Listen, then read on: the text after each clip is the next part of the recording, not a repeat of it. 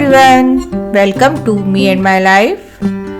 तो अभी हो रहा है मॉर्निंग का टाइम, तो करीब 10-11 बजे के आसपास हम लोग यहाँ पे जा रहे हैं डी मार्ट, क्योंकि आज मुझे ग्रॉसरी डी मार्ट से लेके आनी थी।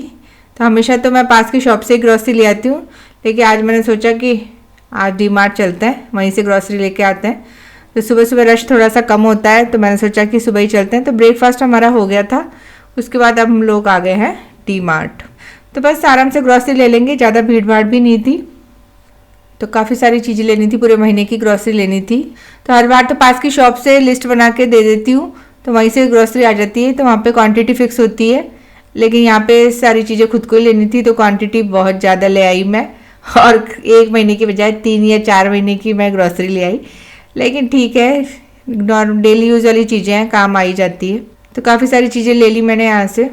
और सूजी मैदा तो मैं काफ़ी ज़्यादा ले आई थी, क्योंकि सुबह ब्रेकफास्ट में सूजी बहुत काम आती है। तो बस यहाँ पे ग्रॉसरी आ गई सारी, और आने के बाद पहले लंच कर लिया था, लंच की प्रिपरेशन मैं करके गई थी। तो बस लंच किया, उसके बाद थोड़ी देर रेस्ट किया, और उसके बाद अब बारी है ग्रॉसरी को अरेंज करने की। और ग्रॉसरी लिया और उसके बाद फिर उसको अरेंज नहीं करो तो फिर दिमाग में टेंशन सी रहती है। तो मैंने सोचा कि आज ही इसको अरेंज कर लेते हैं। तो बस यहाँ पे मैंने सारी ग्रॉसरी निकाल ली है, और इस बार काफ़ी सारी ग्रॉसरी ले आई मैं। लेकिन डेली में सारी चीज़ें काम आ जाएगी, इसलिए इतनी कोई टेंशन नहीं है। और विंटर में तो कुछ ना कुछ बनाते ही रहते हैं, तो इसलिए मैं थोड़ी सी क्वांटिटी ज़्यादा ही ले आई। तो बस यहाँ पे जो भी डिब्बे थोड़े थोड़े खाली हुए थे, पहले उनमें सामान फिल कर दूंगी। तो मूँग की दाल मैं करीब 1-1.5 किलो के आसपास ले आई थी, और हमारे यहाँ धुली हुई मूँग की दाल ज़्यादा पसंद करते हैं, तो ये मैं थोड़ी सी ज़्यादा ही ले आई थी। और ये है ग्रीन मूंग दाल। ब्रेकफास्ट में पनीर चीला वगैरह बनाते हैं, तो विंटर में तो काफ़ी अच्छा लगता है गरम गरम चीला सुबह ब्रेकफास्ट में अगर खाओ तो। यही और दाल की पकौड़ी वगैरह में भी काम आती है, तो मैं मूंग की दाल की पकौड़ी ज़्यादा बनाती हूँ। और इधर जीरा भी ख़त्म हो गया था, तो जीरे का मैं हमेशा 1 पैकेट ही ले आती हूँ पूरा, करीब 6 महीने तक आराम से चल जाता है, आधा किलो का पैकेट। और पोहा तो ब्रेकफास्ट में काफ़ी काम आता है, और ये पहले का पैकेट रखा हुआ था आधा, तो मैंने सोचा पहले इसको फिल कर देती हूँ, उसके बाद नया वाला पैक खोलूँगी। और बस जो भी थोड़े थोड़े बचे थे सामान, उन सबको मैं रबर बैंड लगा के पैक कर दूंगी, ताकि फिर नेक्स्ट टाइम काम आ जाएंगे। बस अब सारी चीज़ें अपनी अपनी जगह पे लगा दूंगी, और ये स्टिकर लगाने से काफ़ी हेल्प मिली मेरे को, चीज़ें ढूंढने की ज़रूरत नहीं पड़ती, सब चीज़ें सामने ही विजिबल रहती है, तो काम थोड़ा सा आसान हो जाता है। उसके बाद अब बारी आती है मखाने की। तो मखाने जब मैं रोस्ट करूँगी तभी ओपन करूँगी, क्योंकि ये बहुत जल्दी सॉगी हो जाते हैं, इसलिए जब मुझे इनको फ्राई करने होगा तभी मैं ओपन करूँगी। तो अभी तो एज इट इज़ ही मैंने रख दिया। इधर चाय की पत्ती भी ख़त्म हो गई थी, तो पहले का पैकेट आधा रखा हुआ था, तो उसको मैं फिल कर दूँगी। और ये काउंटर टॉप पर ये जार रखने से मुझे काफ़ी हेल्प मिली है, तो बार बार कैबिनेट नहीं खोलना पड़ता। और ये है राई। तो राई इस बार मैं काफ़ी बड़ा वाला पैकेट ले आई, क्योंकि राई का टेस्ट मुझे काफ़ी अच्छा लगता है सब्जी वगैरह में, और ब्रेकफास्ट में, खमन में, इडली में। और ये है लंदन डेयरी टॉफ़ी। तो ये टॉफ़ी मुझे बहुत पसंद है, तो ये पैकेट मिल गया था मुझे, तो मैंने पूरा 1 पैकेट ही ख़रीद लिया। तो खाना खाने के बाद कुछ मन करता है ना कुछ मीठा खाने का, तो एक टॉफ़ी खा लो तो मन भी अच्छा हो जाता है। तो बस यहाँ पे मैंने इस जार को फिल कर दिया टॉफ़ी से। अब काउंटर टॉप पे रख दूँगी, तो जब भी मन करेगा एक टॉफ़ी निकाल के खा सकते हैं, क्योंकि जब चीज़ें अंदर रखी रहती है तो विजिबल नहीं होती, तो खाने में भी नहीं आती है। और ये चीनी ख़त्म हो गई थी, तो चीनी में 2 डब्बे में रखती हूँ, एक बड़ा डिब्बा और एक छोटा वाले को मैं काउंटर टॉप पे रखती हूँ चाय वगैरह में। और चीनी तो दिन भर कई चीज़ों में काम आती है। काउंटर टॉप पे रखने से बार बार कैबिनेट नहीं खोलना पड़ता। और बड़े जार में मैं अलग से रखती हूँ, ताकि जब भी फिल करनी होती है तो उसमें से मैं इसके अंदर फिल कर लेती हूँ। और अब बारी आती है स्नैक्स कैबिनेट की। तो अभी तो मैं सिर्फ बिस्किट नमकीन ही लेकर आई थी, तो यहाँ पे नमकीन का जार खाली हो गया था, तो वो भी फिल कर दूंगी। तो नमकीन मैं डी मार्ट से नहीं लेके आई हूँ, नमकीन में हमारे पास में एक शॉप है, वो बिल्कुल ताज़ा नमकीन बनाता है, तो बस उसी से मैंने परचेज करी थी, और इसका टेस्ट काफ़ी अच्छा होता है इस नमकीन का।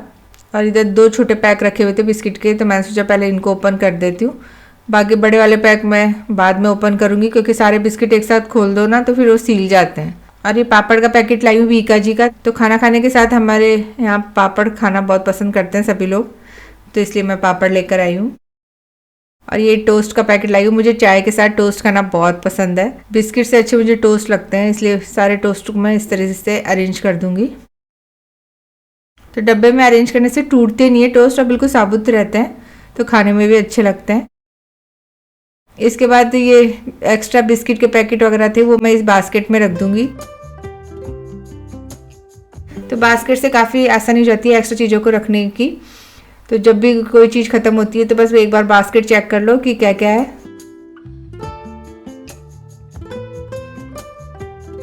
तो बस जब भी ग्रॉसरी आती है तो एक बार वो सारी चीज़ें जगह पे पहुंच जाती है, उसके बाद काफ़ी रिलैक्स रहता है। तो बस यहाँ स्नैक्स कैबिनेट भी अच्छे से ऑर्गेनाइज हो गई है। तो जो भी चीज़ें मुझे इसके अंदर रखनी थी वो मैंने अच्छे से रख दी है। तो यहाँ बारी आती है एक्स्ट्रा चीज़ों की जो कि अब बच गई है। तो यहाँ पे 2 बास्केट मैंने रखी हुई है इस कैबिनेट में।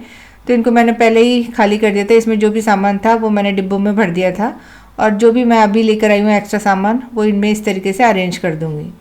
इससे जब भी मुझे ज़रूरत पड़ती है तो चीज़ों को ढूंढने में काफ़ी आसानी हो जाती है और टाइम भी कम वेस्ट होता है। और यहाँ मैं तिल लेके आई हूँ क्योंकि मैं अभी बनाऊँगी तिल के लड्डू, और विंटर में तो तिल के लड्डू बहुत टेस्टी लगता है। और इस बार कसूरी मेथी का बड़ा वाला पैक ही ले आई क्योंकि कसूरी मेथी की खुशबू बहुत अच्छी लगती है सब्जी में, टेस्ट काफ़ी बढ़ जाता है कसूरी मेथी डाल दो किसी भी सब्जी में। तो बस यहाँ पे ग्रोसरी इस बार इतनी ज़्यादा आ गई थी तो मैं खुद ही समझ नहीं पा रही थी कि कैसे अरेंज करूँगी, लेकिन बास्केट से काफ़ी आसानी हो गई। काफ़ी सारी चीज़ें इसमें मैंने अच्छे से अरेंज कर दी।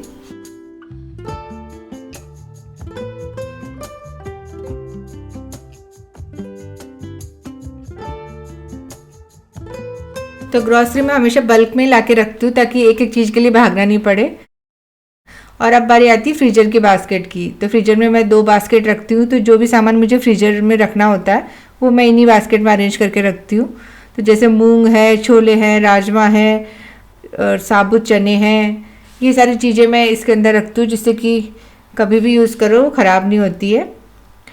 सूजी है, मैदा है, वो भी मैं इसी के अंदर रखती हूँ। तो बस यहाँ सारी चीज़ें मैंने अच्छे से अरेंज कर दी है। और जब सारी चीज़ें अच्छे से अरेंज हो जाती है तो मन को अलग ही सुकून मिलता है। और जब किचन एकदम सुव्यवस्थित हो तो काम करने का मज़ा ही अलग होता है। तो ग्रॉसरी लाने के बाद सबसे बड़ी टेंशन होती है उसको अच्छे से ऑर्गेनाइज़ करने की।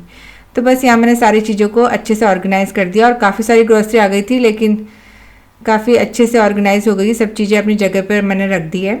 उसके बाद बारी आती है शुगर की। तो यहाँ मैं 5 किलो चीनी लेकर आई थी। तो ये बड़ा वाला डब्बा है स्टील का, तो इसी में मैं चीनी रखती हूँ। तो अभी तो काफ़ी सारी चीनी बाहर निकली हुई थी तो इसलिए मैंने इसको पैक को खोला नहीं है। जब मुझे ज़रूरत होगी तभी मैं इसको ओपन करूँगी। और इधर ये इनो का पैक रह गया था, तो ब्रेकफास्ट वगैरह में काफ़ी काम आता है। तो इनो का मैं पूरा पैक ही ले आती हूँ क्योंकि काफ़ी काम आता है इनो। तो बस यहाँ मैंने सारी ग्रॉसरी अच्छे से अरेंज कर दी है। और जब सब चीज़ें अच्छे से अरेंज हो जाती है तो मन को अलग ही सुकून मिलता है। तो यहाँ मेरी पेंट्री अच्छे से अरेंज हो गई है, सब चीज़ें जगह पर व्यवस्थित हो गई है। और जब भी किसी चीज़ की ज़रूरत पड़े तो ढूंढना नहीं पड़ता है, काफ़ी आसानी से सब चीज़ें मिल जाती है जगह पे। और अब है नेक्स्ट डे। तो नेक्स्ट डे बारी आती है अब तिल के लड्डू बनाने की। तो यहाँ पे मैं आधा किलो तिल लेके आई थी और ये सफ़ेद तिल है, एकदम साफ़ तिल है, किसी तरह का कोई कचरा वगैरह इसके अंदर नहीं है, एकदम धुले हुए तिल जो आते हैं वो है ये। तो उन्हीं के मैं आज लड्डू बनाने वाली हूँ।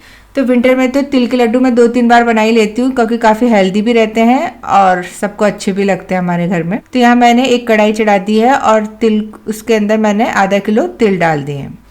तो इसको धीमी धीमी आंच पर 5 से 10 मिनट के लिए मैं रोस्ट कर लूँगी। आंच बिल्कुल भी तेज़ नहीं करनी है वरना तो तिल जल जाएंगे और थोड़ा सा कड़वापन उनमें आ जाएगा। तो यहाँ मैंने सफ़ेद तिल लिए हैं। आप सफ़ेद और काले दोनों तिल मिक्स करके भी बना सकते हैं, जैसे भी आपकी इच्छा हो वैसे तिल आप ले सकते हैं। तो मुझे वहाँ पे सफ़ेद तिल मिले थे तो मैं सफ़ेद ले आई। और यहाँ पे तिल मैंने अच्छे से रोस्ट कर लिया है। तो जब ये ठंडे हो जाएंगे तो मैं इसको हल्का सा ग्राइंड कर दूँगी। बिल्कुल चूरा नहीं करना है, बिल्कुल हल्का सा ग्राइंड करना है ताकि तिल अच्छे से बाइंड हो जाए और जब हम लड्डू बनाएं तो एक एक तिल बाहर नहीं निकले। और यहाँ मैंने एक कढ़ाई चढ़ा दी है, कढ़ाई में 1 चम्मच घी डाल दिया है क्योंकि मुझे अभी इसके अंदर गुड़ मेल्ट करना है।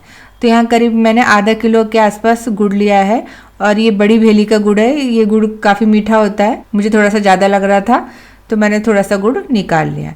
तो मैं लड्डू के लिए हमेशा यही गुड़ यूज़ करती हूँ। और अब इस कढ़ाई में मैंने घी डाल दिया था, घी अच्छे से गर्म हो गया है और उसके बाद मैं इसके अंदर गुड़ डाल दूँगी और धीमी धीमी आँच पर इसको अच्छे से मेल्ट होने तक पकाऊँगी। तो गुड़ को ज़्यादा जलाना नहीं है, बस ये अच्छे से मेल्ट हो जाए तभी तक इसको पकाना है क्योंकि ज़्यादा अगर पका देंगे तो कड़वापन आ जाएगा। और आंच एकदम धीमी रखनी है गैस की। तो यहाँ मैंने बड़ी भेली का गुड़ यूज़ किया, आप चाहे तो देसी गुड़ जो आता है वो भी यूज़ कर सकते हैं, उसका टेस्ट भी काफ़ी अच्छा आता है लड्डुओं में। और ये लड्डू बनाने में बिल्कुल टाइम भी नहीं लगता है, फटाफट से बन जाते हैं और खाने में भी टेस्टी लगता है और हेल्दी भी होते हैं। तो विंटर में तो जरूर खाने चाहिए ये वाले लड्डू। और गोंद के लड्डू की रेसिपी मैं ऑलरेडी चैनल पे शेयर कर चुकी हूँ, आप चेक कर लीजिएगा। तो बस यहाँ गुड़ अच्छे से मेल्ट हो गया तो मैं इसके अंदर डाल दूंगी तिल। तिल को मैंने एक बार मिक्सी में चला दिया था तो काफ़ी अच्छे से ये बाइंड हो जाएंगे। और बिल्कुल तिल का चूरा नहीं करना है, बिल्कुल हल्के से ही चलाना है इसको मिक्सी में। तो बस यहाँ पे मैंने गैस की फ्लेम ऑन कर रखी है, अभी मैंने गैस बंद नहीं करी है। तो बस गुड़ में तिल डाल के अच्छे से मिक्स कर देंगे, क्योंकि अगर ये ठंडा हो जाएगा तो मिक्स अच्छे से नहीं होगा। तो अब तिल अच्छे से मिक्स हो गए हैं गुड़ के अंदर, तो मैं इस स्टेज पर गैस को अब बंद कर दूंगी। और ये लड्डू बिल्कुल गरम गरम में ही बनते हैं, तो सावधानी से बनाइएगा। तो बस यहाँ पे तिल अच्छे से मिक्स हो गए, तो अब बारी आती है लड्डू बनाने की। तो यहाँ पे मैंने एक कटोरी में पानी ले लिया है, तो हाथ पे हल्का सा पानी लगा लेंगे जिससे कि थोड़ा गरम कम लगे। और ये लड्डू गरम गरम में ही बनते हैं, इसलिए सावधानी से बनाइएगा। तो थोड़ा थोड़ा मिश्रण लेकर मैंने छोटे छोटे लड्डू बना दिए। तो यहाँ मैंने हाथ को गीला करके और बस फटाफट से सारे लड्डू बना लिए। और ये लड्डू बहुत ही टेस्टी बने थे बाहर, और एकदम परफेक्ट शेप आई थी लड्डुओं की। तो यहाँ सारे लड्डू बनकर रेडी हो गए हैं। और ये देखिए कितने परफेक्ट बने हैं, और सारे लड्डू करीब करीब एक ही साइज के बने। और आधा किलो तिल में काफ़ी सारे लड्डू बन गए।